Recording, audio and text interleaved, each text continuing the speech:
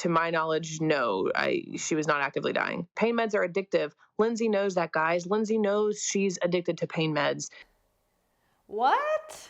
Now I think we're getting somewhere. Welcome back to my channel. My name is Kayla, and again, I am talking about ChronicallyRara. A lot has happened since I posted my last video.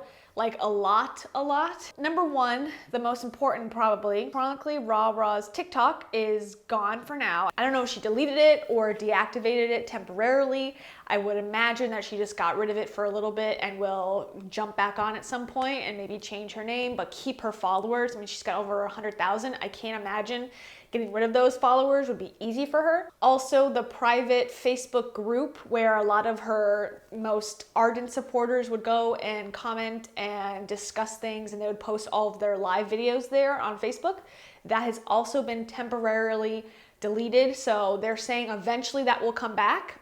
Unsure when that's gonna happen, but for right now, no one has access to it. So why this sudden change? The only person apparently who has answers is Sarah. My name is Sarah. She did like an hour live on Facebook before the page was taken down, and it really did shine a lot of light on some of the questions that a lot of people have. Was she 100% forthright? No. But if you read between the lines and a lot of the things she said, I think it's pretty clear that there's a lot that's going on behind the scenes that isn't as clear as Lindsay's TikToks make it seem. So for this video, I thought it'd be kind of cool, instead of watching the whole hour, because that would be really time consuming, obviously, and sometimes she goes off on tangents, that we would just talk about some of the big questions that she answers in the live. Lindsay also posted a live on the same day that Sarah did, but it really didn't have any information other than that she was taking the pages down and that she was taking legal action against some of the people who are harassing her and sending her threats. Okay, Taro is missing right now. She's outside exploring the backyard, so we're gonna have to start without her, but without further ado, let's get going. The first question that is answered is, who is Sarah and how does she know Lindsay?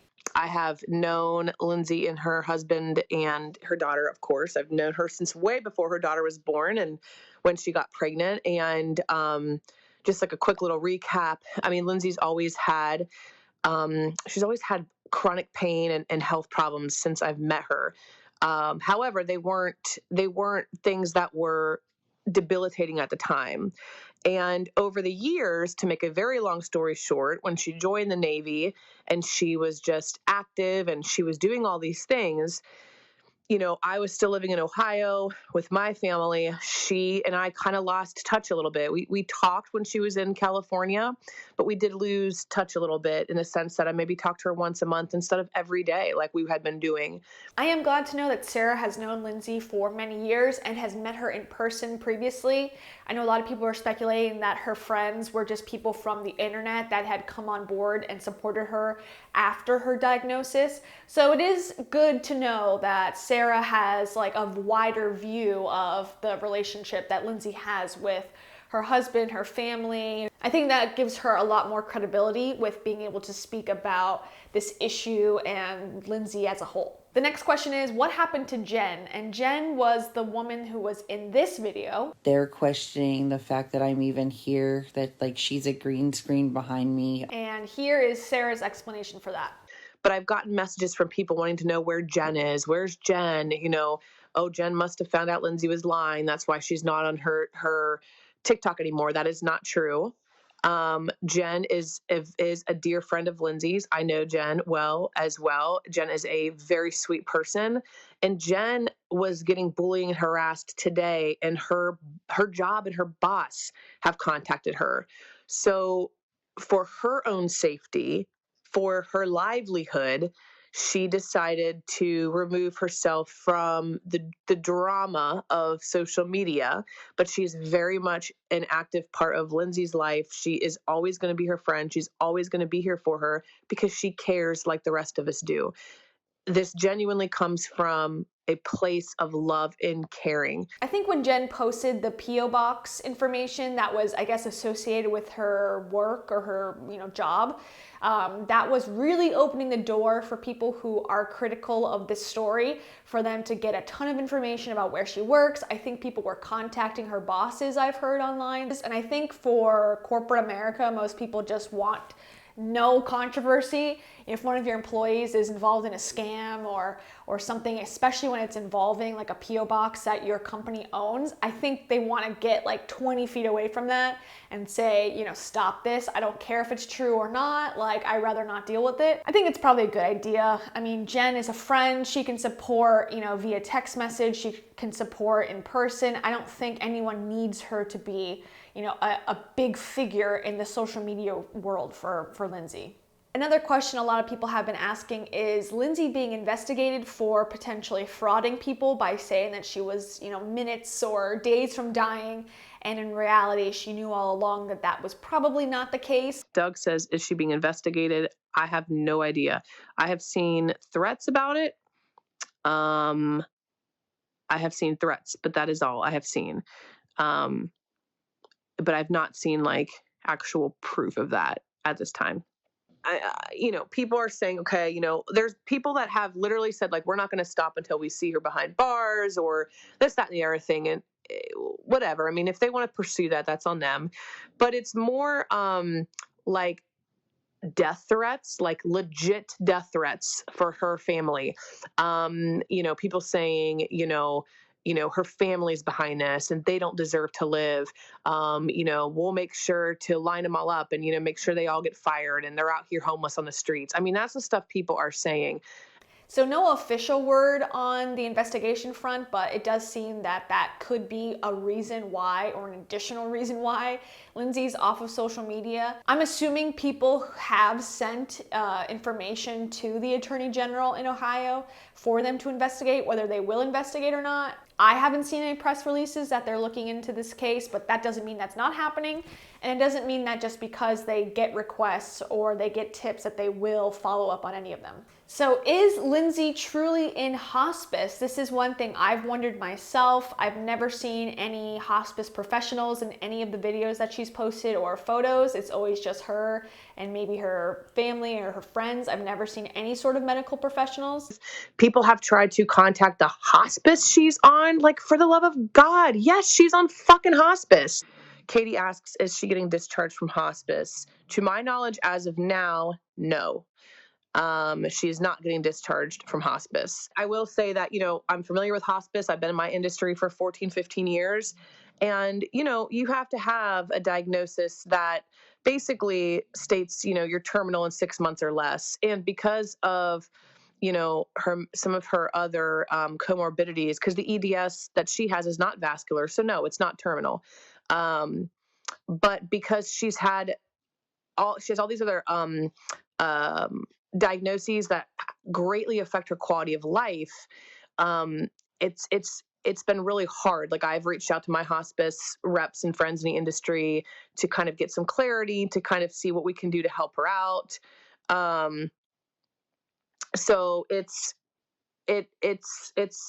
difficult. There is talk, Katie, like, regarding your question about hospice, like, as of now, no, she's not getting discharged from hospice, but there's talk about it. Yes, there's rumbling about it. And Lindsay shared that with me. You know, she and I are an open book. We talk about everything. And, you know, again, there are reasons for that is many, and I'm going to let her address that when she's comfortable to address that. But literally, you could be on hospice for years and years and years, or you could be, I mean, I've had patients on hospice, you know, 90 years old with stage 4 kidney failure, and they've been able to be restarted on hospice every 6 months, you know, because they still fit that criteria. I've also had patients fit that criteria, and then literally a month later, they're discharged from it because they no longer fit that criteria.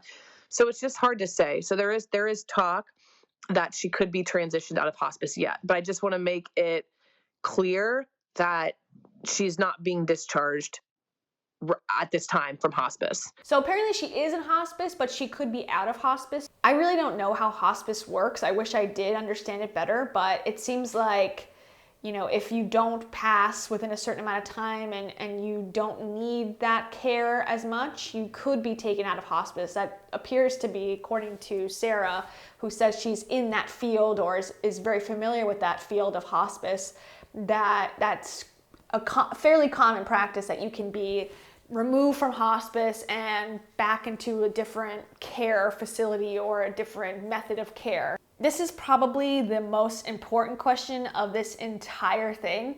Is Lindsay really terminal? I'm transitioning. And we think it's almost time. So one can assume that that means days, maybe weeks, probably not multiple months. Lori asks, I'm confused only on one part. She said last week that her care team told her she has transitioned to the stage of active dying. Was there confusion with this as the process of actively dying lasts at most a week before person passes? Yeah, I'm not aware of that. I don't know that. No, she is not. I didn't see that part, and to my knowledge, no, she was not actively dying. When they're saying, okay, like, and I heard the hospice nurse say, yeah, we've definitely noticed decline in you the last week. In Lindsay's mind, she takes that like, okay, I'm transitioning, but it's not probably the technical term of transitioning that you and I, that somebody in the medical field might think. So you guys got to realize that, like, again, this is her life. She's going through this, she's living this, but she's not, she's not a doctor.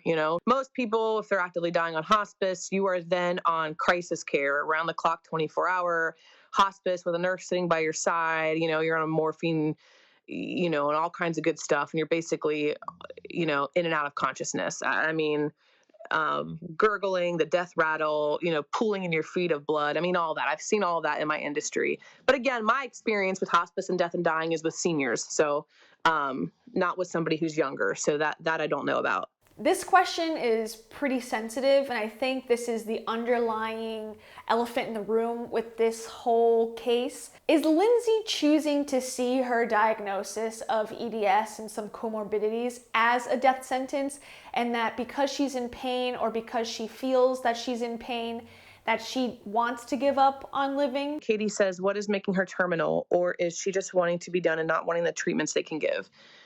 So Lindsay and I disagree on this a lot, okay? And, I had a conversation with her tonight about this. I don't want my friend to give up. And I feel like my friend has been giving up for a long time. And I want her to live, and I want her to want to live. And I think it's just to the point where, with her pain management and with her poor quality of life, that she doesn't want to. I think if there were a way for her to get treatment to have her pain managed, but also not be dependent. I know this sounds like I'm talking on both sides of my mouth, but to not be like pain medication, like a pain addict, basically, right? If there was a way to get some kind of magical concoction where she could get the relief she needed without, being addicted to pain meds, I think absolutely. I think that she would be able to live with that, and she would want to live with that. I just, in my opinion, I tell her all the time, I'm like, I think you're just giving up. I think you have a lot of life left and you don't want to, you want to give up.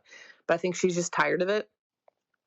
And I mean, she's been saying that on and off for a long time, but like lately it's been a lot worse. Since at least 2018, she started to really post heavily about her illnesses and her fight against chronic illness. In this post from 2017, she says, I wish Jack Kevorkian were still alive and in business. In this post from 2018, she says, I wish people knew that there were many days I begged God to let this deteriorating condition take me because the physical pain and medical professionals, in quotes, lack of care/knowledge is too much to bear. In this post from 2019, she says, I'm not going to lie, I wish the #death with dignity laws applied to cases like mine so I didn't have to spend the next 8 to 10 years essentially suffering. That's basically how I'm feeling right now. This question is also kind of a juicy one, or one that a lot of people have been asking in the comment section. Is Lindsay addicted to pain medicine? Pain meds are addictive. Lindsay knows that, guys. Lindsay knows she's addicted to pain meds. She's been on pain meds a long time. This is no secret or surprise to anybody. Anybody that's taking any kind of pain medication over that period of time, you are going to have a dependency on it. So she's not under any illusion that she can just cut it off cold turkey, you guys, and be fine. But it's about finding the right cocktail that's really going to work for her. Another big question a lot of people have is, does Lindsay have Munchausen's? Yeah, again, people saying Munchausen, I'm not going to speak to that because I can't speak to that. I don't know. And now that Lindsay's family is out of the picture, at least on social media, how are they doing? I talk to her daughter probably once a week. And this has been really hard on her daughter too, you know, not just the stuff that's going on with her mom, but just like, you know, the threats that she's getting. I mean, guys, listen, even if, let's just say hypothetically, if Lindsay is making up everything, okay? Let's say she's making all of this up, you guys, and she's lying out her ass about everything. Why the threats to her family? I don't understand that. Listen, if you don't believe, you know, in her story or her cause, then don't donate. It's not a big deal. I mean, don't do it.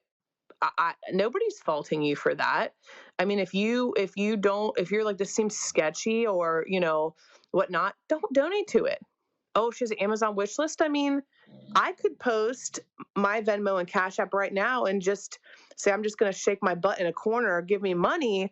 I understand that there's some people that are questioning that she's dying and they're thinking she's trying to get money fraudulently. But guys, if you really think that, just don't donate to it. All right, that's the end of the video. I feel like I learned more in this video and during this period of time than I did from the beginning of researching this entire saga. I think there are tons of questions that still remain. I think a lot of people are thinking that Lindsay will come up, like spring up again somehow.